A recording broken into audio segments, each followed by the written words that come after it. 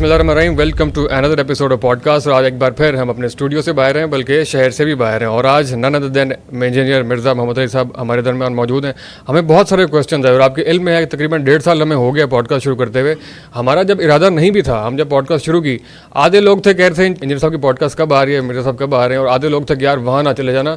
अभी हमने इरादा नहीं भी किया था, उसके बावजूद मिर्ज़ा साहब पहले दिन से डिस्कशन में हमने समझ लिया पॉडकास्ट का मतलब शायद जो है वो इंजीनियर साहब के पास जाना है, झेलम जाना ही होता है। और आपको पता है यहाँ पे आने की खास एक शर्त है, शहर भी छोड़ना पड़ता है। और हम बखुशी आज सुबह उठें और वीकेंड की कुर्बानी सबने दी है। इंजीनियर साहब बहुत बहुत शुक्रिया आपके वक्त का। जज़ाकल्लाहु खैरा, ला हौला वला कुव्वता इल्ला बिल्लाह, अल्लाहुम्मा सल्ली अला मुहम्मद व अला आलि मुहम्मद। फौजान भाई, आपको जेलम एकेडमी में वेलकम है। अल्लाह का नाम लेके शुरू करें। जनाब बहुत शुक्रिया। बल्कि मैंने जहाँ से बात की है कंटेंट क्रिएशन से, वहीं से हम शुरू करते हैं। सर मैं सोच रहा था, बल्कि आपके साथी से पूछा, अगर यूट्यूब ना होती और ये सिलसिला कंटेंट क्रिएशन का ना पे होता तो आपका जो सिलसिला है वो भी यहीं तक होता, या इसका क्या मतलब, इसमें जो कंटेंट क्रिएशन है उसमें कितना रोल है दावत के अंदर? ज़ाहिर है ये तो रीढ़ की हड्डी है जी, क्योंकि जिन टॉपिक्स को मैंने मौजूए बहस बनाया है वो बातें तो लोग अपने घर में करते हुए डरते हैं कि दूसरा भाई कहीं उसको शहादत के रुतबे पे फाइज ना कर दे। तो ये एक सेंसिटिव टॉपिक है जिसमें लोग अपने जो जज्बाती रवैये हैं उनकी बुनियाद के ऊपर चल रहे होते हैं, इल्म की बुनियाद पे नहीं चल रहे होते। तो यकीनन अगर सोशल मीडिया ना होता, यूट्यूब ना होता, तो ये आवाज़ इस बड़े लेवल के ऊपर ना फैल सकती। ये अल्लाह ताला ने इस्लाम की नशत सानिया का फ़ैसला किया।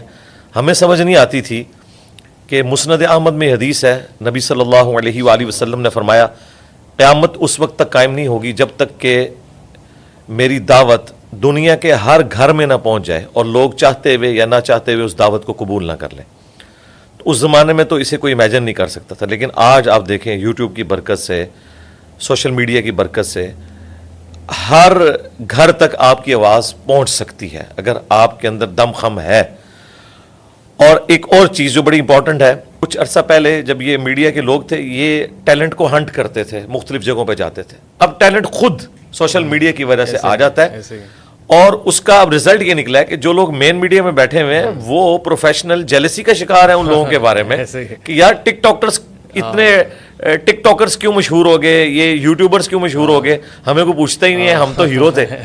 तो और उनकी जेलसी आपको नजर भी आती है। तो वो लोग भी पॉडकास्ट शुरू कर रहे हैं अपनी बहुत से लोग। अच्छी बात है। देखें, वक्त के साथ लर्न करना चाहिए। हमारी तो मजबूरी थी इस मॉड को अडॉप्ट करना। उसकी वजह है कि जो बातें मैं करता हूँ ना, ये आप किसी मस्जिद में जो फिरकों से रिलेटेड है, ज़ाहिर मसाजिद, वहाँ आप कर नहीं सकते। आप 10 बातें उनकी मतलब की करेंगे, एक ज़रा से हट के करेंगे, वो आपको 0 से मल्टीप्लाई कर देंगे। इसके लिए फिर आपको या कोई एकेडमी बनानी पड़ेगी, और अगर आपने वर्ल्ड लेवल पे बात पहुंचानी है तो इतने मराकज़ तो आप कायम नहीं कर सकते। टीवी चैनल खोलने के लिए लाइसेंस की फ़ीस कौन दे सकता है? ये तो 2-2.5 हज़ार रुपये में आप इंटरनेट का कनेक्शन लें, एक अच्छा सा कैमरा एक दफ़ा ले लें। यूट्यूब ने आपको माशाअल्लाह ताला, मैं कहता हूँ जी, इस वक्त मॉडर्न एज में अल्लाह ताला की निशानियों में से एक निशानी यूट्यूब का प्लेटफॉर्म है। बहुत बड़ा मौजज़ा है अल्लाह ताला का। अच्छा जी साहब, इसमें ये होता है हमारे जब डिफरेंट क्रिएटर्स की मीटअप्स वगैरह होते हैं डिफरेंट, उसमें ये बात ज़ेर बहस आती है कि जो कंटेंट क्रिएशन है उसके साइकोलॉजिकल इंपैक्ट्स बहुत ज़्यादा होते हैं। और ये बात बड़ी डिबेट में रहती है कि जो हेट होता है ना, उसको डील करने के लिए खास किस्म का तप्पड़ चाहिए होता है, वरना हर बंदे के बस का काम नहीं है। मैं एक निजी यूनिवर्सिटी में पढ़ाता भी हूँ, मैथ कम्युनिकेशन में, यही कंटेंट क्रिएशन। तो पहले सेमेस्टर में बच्चों को हम पढ़ाना शुरू करते हैं, 8वें सेमेस्टर तक जो है बहुत अच्छा है, वो कंटेंट क्रिएटर बन चुका होता है। लेकिन उसके बाद जिस किस्म का हेट उसको मिलता है सोसाइटी से और जिस किस्म की नफरत उसको सामना करना पड़ता है, बहुत से लोग उसे डिसहार्ट हो जाते हैं। आपके साथ भी ये वाक़या बहुत ज़्यादा होता है कंटेंट क्रिएशन के? ऑब्वियसली दोनों तरह के कमेंट्स बहुत ज़्यादा आते हैं और इस टाइम आप ज़ाहिर है डिस्कशन में रहते हैं। आप हेट को या नेगेटिविटी को डील करने के लिए वो खास साइकोलॉजिकल कैफियत में जाते हैं? नहीं, बिल्कुल ऐसे नहीं। मुझे अल्लाह ताला ने बाई नेचर ऐसा बनाया है कि मैं इन सारी चीज़ों को फेस करता हूँ, एंजॉय करता हूँ, और मैं समझता हूँ कि इन सारी चीज़ों को आप अपॉर्चुनिटी बना सकते हैं अपनी लर्निंग के पॉइंट ऑफ व्यू से भी, कि अगर आपके अंदर कोई खामी है आप उसको ओवरकम करें। प्लस आपको मौका मिल जाए कि अगर कोई शख्स आपकी बात को आउट ऑफ कॉन्टेक्स्ट कोट करता है या अपना लुकमा आपके मुंह में डालने की कोशिश करता है, तो आप उसे रिबटल करें अच्छे अंदाज में। ये इल्म की दुनिया है, आप लोगों के सामने अपनी बात रखें, लोग आपकी बात सुनेंगे। और ये दुनियावी तालीम की बरकत से मैं समझता हूँ आज जो यंग जनरेशन का ज़हन खुल चुका है, ये पहले के लोगों का नहीं था। पहले के लोग जो हैं वो बड़े दबे हुए रहते थे। इस माशरे के जो बड़े लोग हैं जो मज़हब के ठेकेदार बने हुए हैं, उनके डर की वजह से क्वेश्चन भी नहीं करते थे।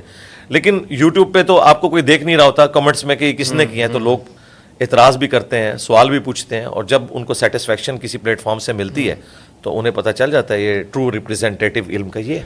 صحیح ہے. اچھا ان سے اگلا سوال میرا کسی خاص واقعے کی طرف نہیں ہے, ویسے سمجھنے کے لیے کہ جو مناظرہ ہے یہ سوسائٹی کے لیے مفید چیز ہے, ایسے کوئی چیز نکلتی ہے, یا مناظرے کی یہ کہاں سے ہمارا اتنی ایکسائٹمنٹ لوگوں میں آتی ہے کہ فلاں کے ساتھ ہیں فلاں کے ساتھ ہیں. ایک کامنٹ میں دیکھ رہا تھا, ہم نہ فلاں کے ساتھ ہیں فلاں کے ساتھ, ہم جھگڑے کے ساتھ ہیں, مناظرے کے ساتھ ہیں, اس میں بڑی انٹرٹینمنٹ مل جاتی ہے.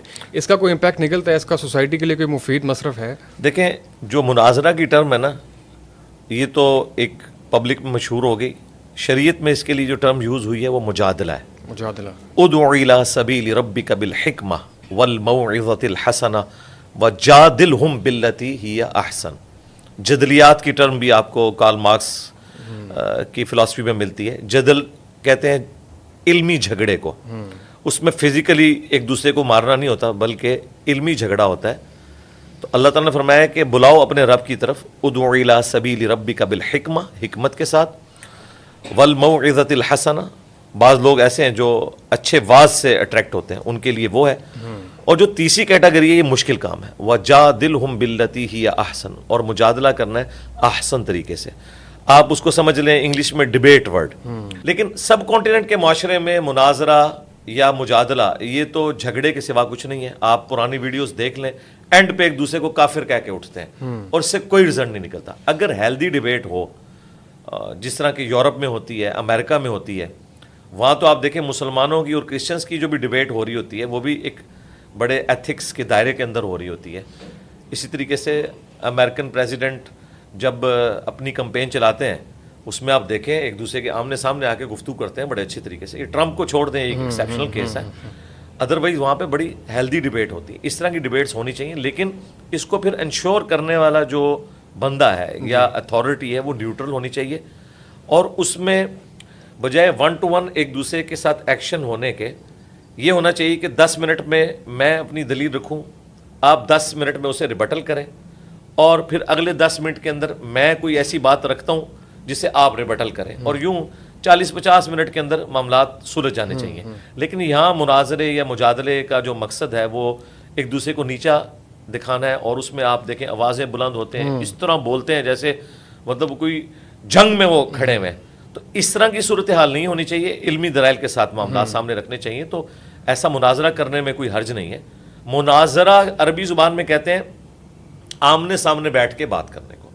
ہمارے ساتھ لوگ جو کرتے ہیں انہیں یہ پتہ ہے کہ علم کی دنیا میں تو وہ ہماری کسی بات کا جواب نہیں دے سک رہے, کیونکہ میں نے تو اپنے دلائل ان کتابوں سے دکھا دیے جو بیسک اہل سنت کی کتابیں ہیں, قرآن ہے, بخاری ہے, مسلم ہے, یہ ان کے مدارس میں پڑھائی جاتی ہیں. اب ان کے پاس جواب ان کتابوں سے تو نہیں ہے. یہ کیا کریں گے, یہ بات کا رخ بدلنے کے لیے کہتے ہیں سامنے بیٹھو. جب سامنے بیٹھیں گے نا تو وہ ان ٹاپکس پہ بات ہی نہیں کریں گے, وہ کہیں گے جی آپ نے ڈگری کہاں سے لی, ٹھیک ہے, آپ ضرب یضرب کی گردانیں سنائیں. یہ خود مولوی کہہ رہے ہیں کہ ہم یہ سنیں گے. یہ تو اسی طریقے سے کہ میں ان سے یہ سننا شروع کر دوں کہ دعائے قنوت سنائیں. حنفی دعائے قنوت سنا ہی نہیں سکتے, کیونکہ انہوں نے جو دعائے قنوت یاد کی ہوئی ہے, اللہم انا نستعینک ونستغفرک, یہ تو قنوت نازلہ کی دعا ہے. اہل حدیث کو دعائے قنوت آتی ہے جو جامعہ ترمذی میں موجود ہے, اللہم اہدنی فی من ہدیت. تو یہ تو حنفیوں کے علماء نے بھی نہیں یاد کی ہوئی, تو دعائے قنوت ہی نہیں سنا سکیں گے.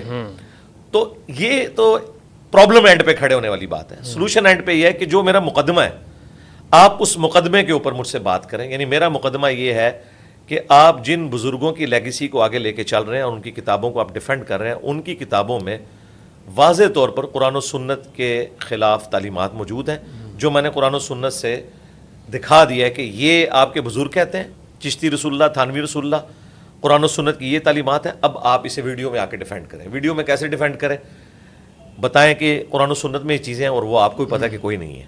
انہوں نے پہلے مناظرے بھی کیے ہوئے ہیں. اب پہلے جب مناظرے کرتے تھے تو اس کو کبھی شتی ہاتھ کبھی معرفت کی بات کر کے ڈیفینڈ کرتے تھے, لیکن آج کا پڑھا لکھا بندہ تو اس طرح کی لیم ایکسکیوزز سننے کے لیے تیار نہیں. وہ کہتے ہیں یہ آپ کون سی بات کر رہے ہیں, آپ دوسروں کو تو کفر کے فتوے کی زد میں لیتے ہیں, قادیانیوں کو, اور جب اپنے گھر میں ایسی بات نکلے تو آپ اس کو کبھی کہتے ہیں یہ شتی ہاتھ ہیں, کبھی کہتے ہیں کہ جی وہ خاص حالت میں ہوتے ہیں اور یہ ہوتا ہے وہ ہوتا ہے. تو عام آدمی تو ان کی اس بات کو بائی نہیں کرے گا, اس لیے پھر وہ لڑائی جھگڑے میں ہوتا ہے. ایسے ہی تو آپ کا جو ویژن اور مشن ہے اس میں یہ مباحثہ یا مجادلہ یا مناظرہ یہ اس کے لیے الائن نہیں ہے, آپ اس میں میں نے تو اپنے دلائل آلریڈی اپنے کارڈ شو کر دیے ہیں. اب جس میں ہمت ہے ویڈیو میں آ کے جواب دے, ویڈیو میں آ کے یہاں جی ویڈیو میں ظاہر ہے. اور یہاں پہ ہم اوپن رکھا ہوا ہے, سنڈے والے دن کوئی بھی آ سکتا ہے, پرچی پہ لکھ کے سوال کر سکتا ہے. لیکن اگر کوئی شخص کہتا ہے میں نے 1-to-1 بیٹھنا ہے, ٹھیک ہے, پوڈ کاسٹ کے طور پہ تو لوگ آ سکتے ہیں, لیکن اگر وہ 1-to-1 بیٹھنا چاہتے ہیں جس میں وہ کسی ایک فرقے کے نمائندہ بن کے آنا چاہتے ہیں, تو پھر میں نے یہ کہا تھا کہ آپ لوگ تو کروڑوں کی تعداد میں, آپ کے علماء لاکھوں کی تعداد میں, میں ایک سے بات کروں گا, اسے دلائل میں مات دوں گا, تو آپ کے فالوورز کہیں گے کہ یہ تو ہماری نمائندہ شخصیت ہی نہیں ہے, فلاں شخص جو ہے وہ زیادہ ماہر ہے اس فیلڈ کا. تو میں نے اس کا حال یہ سوچا تھا کہ آپ اپنے فرقوں کے جو بڑے ہیں نا, جس طرح بریلویوں کے مفتی منیب الرحمان صاحب ہیں, دیوبند کے تقی عثمانی صاحب ہیں, ان سے ایک ویڈیو اپنے حق میں بنوائیں اور کہیں کہ میں ریپ ہوں اس فرقے کا ان کی جانب سے, اور وہ مجھ سے آ کے بات کر سکتے ہیں. نامینیشن لے کے, ہاں یہ میں نے لکھ کے نہیں ویڈیو میں, کیونکہ لکھی ہوئی چیز تو یہ خود بھی ٹویٹس بھی ڈیلیٹ کر دیتے ہیں. ویڈیو بنائیں, اے آئی کی بنی ہوئی ویڈیو نہ, اوریجنل ویڈیو ہو, تو انشاءاللہ تعالیٰ کوئی بھی آ کے بات کر سکتا ہے. بنیادی عقائد پہ, توحید کے اوپر, ختم نبوت کے اوپر آپ بات کریں, میں تیار ہوں. لیکن میں نے جو کچھ پبلک تک بات پہنچانی تھی وہ پہنچا دی ہے. اچھا, یہ سب کچھ ان کا میرے کیس میں ہے. آپس میں ایک دوسرے سے یہ مناظرے کیوں نہیں کرنے جاتے؟ انہیں پتہ ہے کہ قانوناً یہ بین ہے. دوسروں کے جوابات ویڈیوز میں دیتے ہیں, جی قانوناً تو بین ہے, جی بین ہے. اگر کہیں پہ یہ مناظرہ ہو رہا ہے نا, اس وقت اگر پولیس چھاپا مارے تو گرفتار ہو جائیں گے. ہاں, آپ بند کے کمرے میں بیٹھ کے بات کرتے ہیں, بعد میں ویڈیو پہ چڑھ جاتی ہے, پھر وہ پولیس کی ڈومین سے نکل جاتی ہے کیونکہ ایکٹیویٹی ایگزیکیوٹ ہو چکی ہے, وہ پھر ایف آئی اے سے متعلق ہے, اور اس میں ظاہر ہے کہ اگر کوئی ایسی چیز نہیں ہے تو اس کے اوپر وہ گرفت نہیں کرتے. تو آپس میں تو یہ نہیں کرتے کہ جی کبھی دیوبندی جو ہیں وہ بندے اکٹھے کر کے بریلویوں کے مدرسے کے باہر چلے جائیں کہ نکلو مناظرہ کرو. میرے ساتھ اس لیے کرتے ہیں کہ وہ بیسیکلی وہی جو موب چڑھانے کی ایک سائیکی ہے, کسی کو یعنی ونریبل کر دینا, اس کے بارے میں کبھی اسے بولنا مرزا جونیئر. اب آپ دیکھیں کتنا خطرناک کھیل ہے. یہ بول کے وہ یہ بتانا چاہتے ہیں وہ غلام احمد قادیانی بھی مرزا تھا نا, اسے کہتے ہیں سینئر ہے, یہ جونیئر ہے, تاکہ کوئی ممتاز قادری, کوئی غازی علم الدین اس کے اوپر چڑھ دوڑے. تو میں تو اس طرح کی چیزوں سے ڈرتا نہیں ہوں. میں نے آج بھی پورا نیریٹو دیا, 2 گھنٹے کے اندر میں نے ان کی طبیعت صاف کر دی ہے کہ اللہ کے بندو, علمی دلائل میں آپ ہمارا مقابلہ نہیں کر سکتے. اگر شوق ہے تو آپ جواب دیں ویڈیو. Fair enough. میں اگلا سوال نہیں کروں گا, وہ کسی اور طرف چلی جائے گی. میں یہ پوچھنا چاہتا ہوں یہاں پہ کہ ہم سب نے اللہ کے حضور پیش ہونا ہے, تو آپ روز محشر آپ اپنی سب سے بڑی اچیومنٹ کیا سمجھتے ہیں؟ آپ کون سا عمل اللہ کے حضور سب سے پہلے پیش کرنا چاہیں گے ہماری یہ اللہ تعالیٰ اچیومنٹ ہے؟ ایک ہی عمل کہ ہم نے لوگوں کو بابوں کی بجائے کتابوں سے جوڑا ہے, اور کتابیں اس شخصیت کی تعلیمات جس کی قبر مدینے میں ہے صلی اللہ علیہ وآلہ وسلم. ہم نے کسی فرقے کی دعوت نہیں دی, بلکہ نبی صلی اللہ علیہ وآلہ وسلم نے حجۃ الوداع کے موقع پہ فرمایا تھا, المستدرک للحاکم میں حدیث موجود ہے, اپنے بعد 2 چیزیں چھوڑ کے جا رہا ہوں, ایک اللہ کی کتاب ہے, دوسرے اس کی نبی کی سنت. اور غدیر خم کے موقع پہ فرمایا تھا کہ اللہ کی کتاب ہے, اس میں ہدایت ہے, اس میں نور ہے, تم اسے پکڑو, اس کے ساتھ اپنا تعلق مضبوط کرو, یہ اللہ کی رسی ہے, جو اسے پکڑے گا ہدایت پہ ہوگا, جو چھوڑ دے گا گمراہ ہوگا. اور دوسری بھاری چیز میرے اہل البیت ہیں, ان کے معاملے میں میں تمہیں اللہ کا خوف دلاتا ہوں. تو ہم نے لوگوں کو کتاب اللہ سنت کے ساتھ جوڑا ہے, اہل البیت کے ساتھ جوڑا ہے, ان تعلیمات کے ساتھ جوڑا ہے جو کامن تھی ہماری. اگر میں نے کوئی اپنی کتاب لکھ کے کسی کو تھمائی ہوتی تو کوئی کہہ سکتا تھا کہ یہ اس کی تعلیمات ہیں. یہ وہی کتابیں ہیں جو صدیوں سے مسلمانوں کے ہاں اسٹیبلشڈ ہیں, اہل سنت کی مین اسٹریم کی کتابیں, قرآن کے بعد بخاری, مسلم, ابو داؤد, ترمذی, نسائی, ابن ماجہ. میں نے لوگوں کو بکش مسلمان بنایا بجائے ایک ٹریڈیشنل مسلمان کے جو اپنے فرقوں کی لیگیسی کو لے کے چل رہے ہیں. اور فرقوں میں اتنا اختلاف ہے کہ ایک دوسرے کو یہ کافر سمجھتے ہیں. ہم کسی کو کافر نہیں سمجھتے, ہم علمی اختلاف کرتے ہیں, نمازیں ساروں کے پیچھے پڑھتے ہیں, چندے سب کو دیتے ہیں, اپنی کوئی مسجد نہیں بنائی, کوئی چندہ بک نہیں بنائی, کوئی مدرسہ نہیں بنایا, کوئی فرقہ لانچ نہیں کیا. کہا یہ ہمارے بھائی ہیں. لیکن بریلویوں کو یہاں غلطی لگی ہے, اہل حدیث کو یہاں غلطی لگی ہے, دیوبند کو یہاں غلطی لگی ہے, اہل تشیع کو یہاں غلطی لگی ہے, وہ اپنی اصلاح کریں. قادیانیوں کو میں کافر سمجھتا ہوں, اس کے باوجود ان کی پرسیکیوشن کا قائل نہیں ہوں, علمی طریقے سے اپنی بات ان کے سامنے رکھتا ہوں. کئی قادیانیوں نے بھی اسلام قبول کیا. بالکل صحیح ہے. اچھا سر, آپ جیسے فرمایا کہ یہ جو فرقہ وارانہ مسائل ہیں یہ صدیوں سے موجود ہیں, ان کی کتابوں کے اندر بھی اور بہت سارے مسائل. تو کیا ضروری ہے کہ ہم مطلب سوئے ہوئے جن کو لات مار کے ان کو جگائیں اور گلی گلی میں بحثیں شروع ہوں, جس طرح کہ بہت سی جگہوں پہ ہوتی بھی ہے, ہم مشترکات پہ اکٹھے کر کے یا آگے چلنے کے حساب سے جو گریٹر پرپز ہے اس کے اوپر چلنا زیادہ مفید نہیں رہے گا؟ میں اس کے ساتھ ایگری کرتا ہوں, لیکن مشترکات ہماری کیا ہوں گی؟ دیکھیں یہ تو قرآن کی دعوت ہے جو آپ کہہ رہے ہیں. سورہ آل عمران کی آیت نمبر 64 ہے, قل یا اہل الکتاب تعالوا الی کلمۃ سواء بیننا وبینکم الا نعبد الا اللہ. آؤ اے اہل کتاب, جیوز اور کرسچنز, ہم اکٹھے ہو جاتے ہیں اس بات کے اوپر جو تم میں اور ہم میں کامن ہے. یعنی اللہ تو کہہ رہا ہے کہ مسلمز, جیوز اور کرسچنز بھی کامن ٹرم کے اوپر اکٹھے ہوں. وہ کیا ہے کہ عبادت اللہ کے سوا کسی کی نہیں کرنی, اللہ کے ساتھ کسی کو شریک نہیں ٹھہرانا, اور آپس میں ایک دوسرے کا رب نہیں بنا لینا. اب مسلمان اگر کسی کامن ٹرم کے اوپر اکٹھے ہوں گے, جو کامن بانڈ ہے, وہ کامن بانڈ کسی فرقے کا لیڈر تو نہیں بتائے گا, وہ تو اللہ کے نبی بتائیں گے. تو نبی الاسلام نے حجۃ الوداع پہ فرما دیا, میں اپنے بعد تم میں 2 چیزیں چھوڑ کے جا رہا ہوں, اللہ کی کتاب اور اس کے نبی کی سنت, اسے پکڑ لو گے کبھی گمراہ نہیں ہوگے. اور غدیر خم پہ فرمایا قرآن اور اہل بیت, تو ہم اسی کے ساتھ جوڑ رہے ہیں کامن ٹرم کے ساتھ. ہمارا مقدمہ یہ ہے کہ انہوں نے غداری کی ہے, کتابیں تو وہ پیش کی لیکن اس میں اپنی کہانیاں پڑھتے رہے. یعنی عزتیں انہوں نے اویل کی ہیں اللہ اور اس کے رسول کے نام کے اوپر, چندے انہوں نے بٹورے ہیں اللہ اور اس کے رسول کے نام کے اوپر عز و جل و صلی اللہ علیہ وآلہ وسلم, اور سواریاں مکے اور مدینے کی آواز لگا کے سوار کی ہیں, لیکن پھینکی جو ہے وہ دیوبند میں, بریلی میں اور اپنے فرقوں میں. تو یہ کوئی سویا ہوا جن نہیں ہے سرکار, اس جن کو سلائی ہم نے آ کے. آپ دیکھیں ہر گلی میں آپ کو ایک فرقے کی اگر ایک مسجد نظر آ رہی ہے نا, تو دوسرا فرقہ پیرلل میں اپنی مسجد بناتا ہے. اگر یہ جن سویا ہوا تھا تو پھر مسجد تو ایک ہونی چاہیے تھی. اسلام آباد میں تو سر پھٹ جاتے ہیں اگر ایک سیکٹر میں دیوبندیوں کو مسجد ملے اور وہاں بریلویوں کو نہ ملے, جب تک کہ ان کو ایک پلاٹ نہ دیا جائے.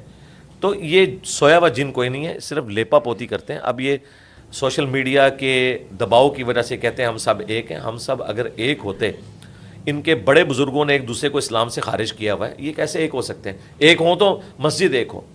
اور میں آپ کو بتاؤں پہلے تو اس سے بھی زیادہ ورسٹ حالات تھے. یہ میڈیا کی برکت سے ابھی تھوڑے یہ نارملائز ہوئے ہیں. 400 سال تک 1517 سے 1917 تک سلطنت عثمانیہ نے کعبے میں 4 مسلے ڈال کے رکھے, امت کی جمعیت کو توڑا, حنفی شافعی مالکی حنبلی, اور پیرلل میں ان کی نمازیں ہوتی تھی. مغرب کی تو پیرلل میں ہوتی تھی, باقی آگے پیچھے تھوڑا بہت ٹائم کر لیتے تھے, ایک دوسرے کے پیچھے نمازیں نہیں پڑھتے تھے.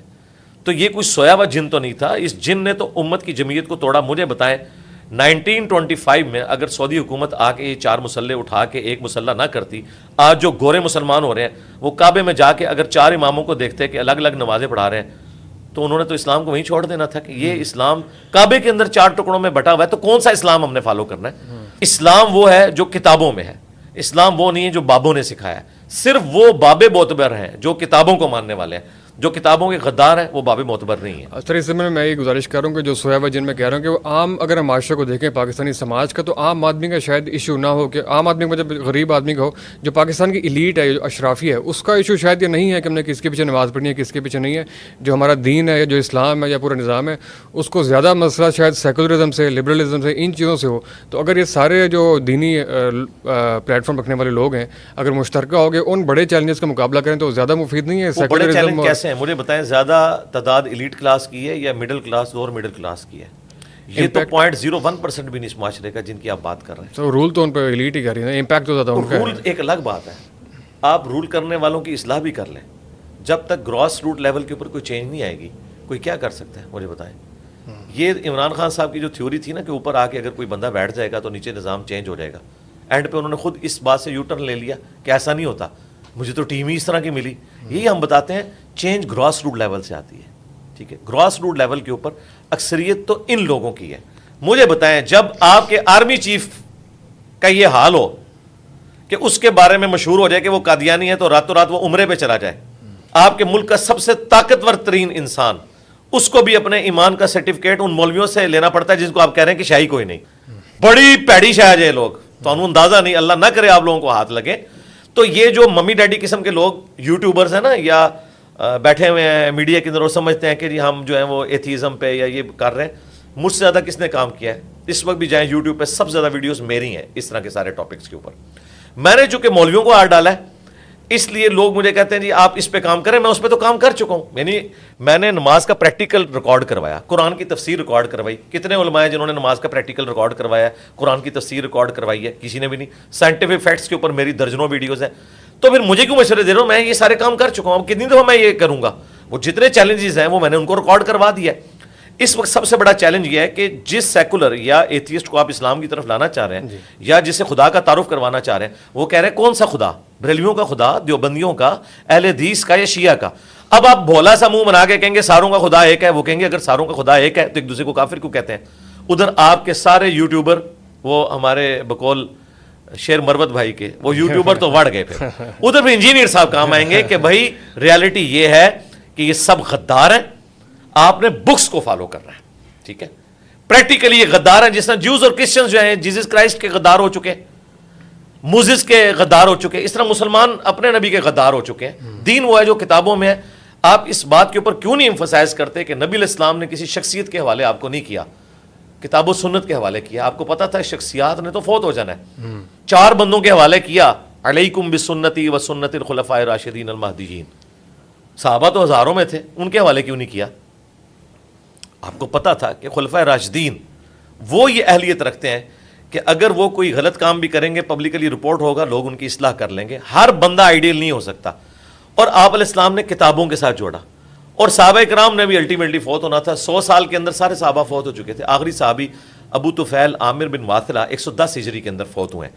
ان کے بعد دنیا میں کوئی صحابی نہیں. اگر نبی علیہ السلام کسی صحابی کے والے بھی امت کو کر کے جاتے تو آج آخری صحابی کو فوت ہوئے بھی 1300 سال سے زیادہ ہو چکے ہیں. آپ نے کتابوں کے حوالے کیا. تو میں اسی پہ بات کر رہا ہوں کہ بھی کتابوں پہ اکٹھے ہو. یہ پتہ کیا کہتے ہیں؟ یہ کہتے ہیں کتابوں کو چھوڑیں, اپنے اپنے بزرگوں کو ہم تھامیں گے. بھئی اختلاف وہیں پہ شروع ہو جاتا ہے. جب آپ اپنے بزرگوں کو تھامتے ہیں نا تو آپ کے بزرگوں کی تعلیمات قرآن کے خلاف ہے. مجھے بتائیں, قرآن کے پہلے صفحے پہ لکھا ہے ایاک نعبد و ایاک نستعین. امت کی اکثریت مرے ہوئے لوگوں کو قبروں میں جا کے پکار رہی ہے. توحید کا ٹیسٹ ہی وہ پاس نہیں کر سک رہی. میں ان کو سیکولرزم سمجھاؤں, ان کو ایتھیزم سمجھاؤں, جن کو توحید کے لیے بے نہیں پتا. ہاں, وہ جو ممی ڈیڈی قسم کے لوگ ہیں جو بہت تھوڑے سے ہیں, ان کے لیے آلریڈی میں نے بہت زیادہ کام کیا ہوا ہے, اور ان کے لیے بہت سے لوگ کام کر رہے ہیں. نعمان علی خان ہے, اچھا کام کر رہے ہیں. ڈاکٹر اسرار صاحب کی ویڈیوز ہیں ان کے لیے. اس طریقے سے مفتی مینک ہیں, اور لوگ بھی کام کر رہے ہیں. لیکن سب کانٹیننٹ جو دنیا میں آپ سمجھ لیں مسلمانوں کا 1/3 سے زیادہ لوگ ہیں, ان کے مسئلے یہ ہیں. فرقہ وارانہ. تو یہ سیکولرزم کو اور اس ساری چیزوں کا فتنہ اور اسلام کے لیے چیلنج سمجھتے ہیں؟ کیوں نہیں سمجھتے جی, لیکن ان سے بڑا چیلنج میں مولوی کو سمجھتا ہوں. کیونکہ یہ جس طریقے سے اگر آپ تھوڑی ہسٹری پڑھیں, یہ جو ایتھیزم ہے یہ بائی پروڈکٹ ہے کرسچینٹی کے فرسودہ خیالات کی. اس کے خلاف ریونج ہے. پھر انہوں نے چرچ کو اٹھا کے باہر پھینک دیا. آج ایک چھوٹا سا ویٹیکن سٹی ہے ان کے لیے. اسی طریقے سے مسلمانوں کی یوتھ متنفر ہے ہمارے مذہبی پیشواؤں کی وجہ سے. ٹھیک ہے, اور وہ دن دور نہیں کہ مولوی سٹی بھی بن جائے ویٹیکن سٹی کے مقابلے میں. میں نے تو ڈیمانڈ کی ہے کہ ہماری جان چھڑائیں ان سے. یہ ہے چیلنج. لیکن روٹ کاز انالیسس, جس طرح گورا آپ کو کہتا ہے نا, اب میں ایک کوالیفائڈ انجینئر ہوں, مجھے پتا ہے کہ معاملات کو آپ نے دیکھنا ہے کس طریقے سے, کہ اس کی وجہ کیا ہے. وجہ یہ ہے کہ دین کی پیشوائی جن لوگوں کے ہاتھ میں ہے نا, وہ سب سے بڑے اس دین کے دشمن ہیں. دنیا کا کوئی مذہبی پیشوا یہ نہیں کہتا کہ ہمارے کتابوں کو ڈائریکٹ نہ پڑھنا تم گمراہ ہو جاؤ گے, سوائے مسلمانوں کے مذہبی پیشوا کے. نہیں کہتے قرآن حدیث ڈائریکٹ نہ پڑھنا گمراہ ہو جاؤ گے. کیوں کہہ رہے ہیں؟ ان کو پتا ہے کہ اگر قرآن حدیث کو ڈائریکٹ پڑھانا تو ہمارے نظریات تو اس میں موجود ہی نہیں, لوگ ہم سے کوسچن کریں گے. انہوں نے تو وقت کے پیغمبروں کو نہیں چھوڑا. جیزس کرائسٹ نے 25 سال کی عمر میں جب یروشلم میں جا کے یہودی پادریوں کو یہ کہا کہ تم حرام خور ہو, تورات کی تعلیمات کو چھوڑ چکے ہو, انہوں نے کہا یہ واجب القتل ہے, یہ آؤٹ آف ویڈلاک پیدا ہوا ہے, اس کو ہم چھوڑیں گے نہیں. اور الٹیمیٹلی انہوں نے ان کو سولی چڑھانے کی کوشش کی. وہ تو اللہ تعالیٰ نے ان کے بدلے میں ایک اور بندہ چڑھ گیا, اور اللہ تعالیٰ نے انہیں زندہ آسمانوں پہ اٹھا دیا. یہ مولوی وہ طبقہ ہے جو بنی اسرائیل میں آئے ہوئے اپنے پیغمبر کو ایکسیپٹ نہیں کرتا. مجھے آپ کو کہاں سے انہوں نے ایکسیپٹ کرنا؟ سر وہ مسائل تو بالکل